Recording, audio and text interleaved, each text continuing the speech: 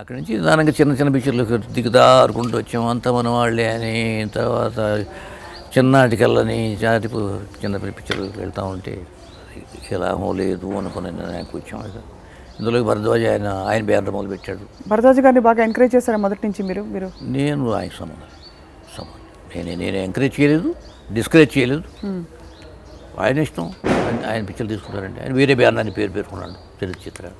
Likely he's got the help of చిరంజీవితో తీశాడు. అవును, మొగుడు కావాలి, దాని ముందేమో కోతల రాయుడు, అవి రెండు కూడా బాగానే పోయి. చిరంజీవి అంటే మరి టాపే కదా, న్యాయంగా ఎక్కువ ఎంకరేజ్మెంట్ ఆయన ఇచ్చాడు. సినిమాలు మానేసిన తర్వాత నేను చాలా కాలం 1982లోనే మానేసా. సోషల్ వర్క్లో చాలా కాలం బిజీగా ఉన్నారు. మెయిన్ సోషల్ వర్క్ ఏంటంటే తెలుగు భాషా సమితి గౌరవాధ్యక్షుడిని. తర్వాత సంక్షేమ సమితులని కొత్తగా నేను డిస్కవర్ చేశాను. సంక్షేమ సమితుల్లో మున్సిపల్ కార్పొరేషన్లో ఉన్నటువంటి కాలనీస్లో అన్నింటిలో కూడా రోడ్లు, నీళ్ళ సౌకర్యం, రోడ్ల సౌకర్యం, కరెంట్ సౌకర్యం, దీనికోసం వీటి కోసం సంక్షేమ సమితి అని ఒకటి పెట్టి నాగార్జున నగర్ ఉండేవాడు. మేము నాగార్జునలో సంక్షేమ సమితి పెడితే అది పెద్ద పాపులర్ అయిపోయి అది మున్సిపల్ కార్పొరేషన్ డిక్టేట్ చేసే పొజిషన్కి వచ్చింది. దెన్ అక్కడి నుంచి అంతా ఫార్మ్ చేశారు. అట్లా 23 అసోసియేషన్స్ ఫామ్ చేశాం. 23 కూడా నేను I was the chairman of the federation of the అది సంక్షేమ సంస్థలు. పరిస్థితులు మిమ్మల్ని సినిమా ఇండస్ట్రీకి తీసుకొచ్చాయి. మీకు వ్యాపార దృక్పథం ఉన్నట్టు కనిపించలేదు అసలు మీరు చెప్తున్న మాటలు, మీ నేపథ్యం చూస్తే. మరి ఏ అంశం మిమ్మల్ని ముందుకు నడిపించింది అంటారు? అది అంటే ఏదో ఒక పాపులారిటీ కోసమో దేనికోసమో అట్లనే కాదు, సాధించాలి, ఒక కార్యాలు సాధించాలి.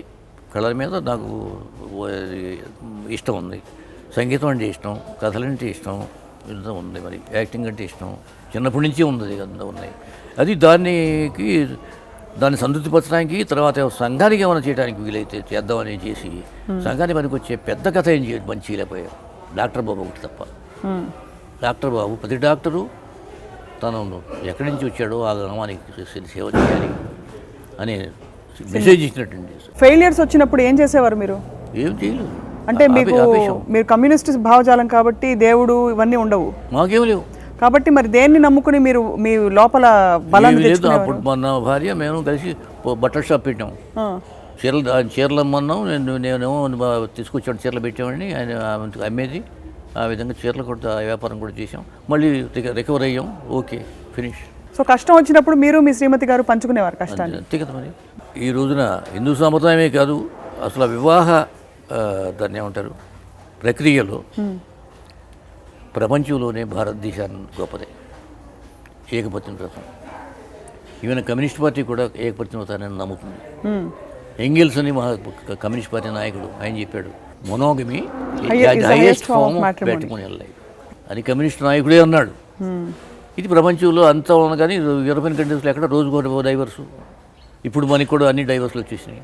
మా వివాహ షష్ఠపూర్తి 60 సంవత్సరాలు అయ్యి దాదాపు 7 సంవత్సరాలు అయింది. ఎప్పుడు దెబ్బలాడుకోలేదా మీరు?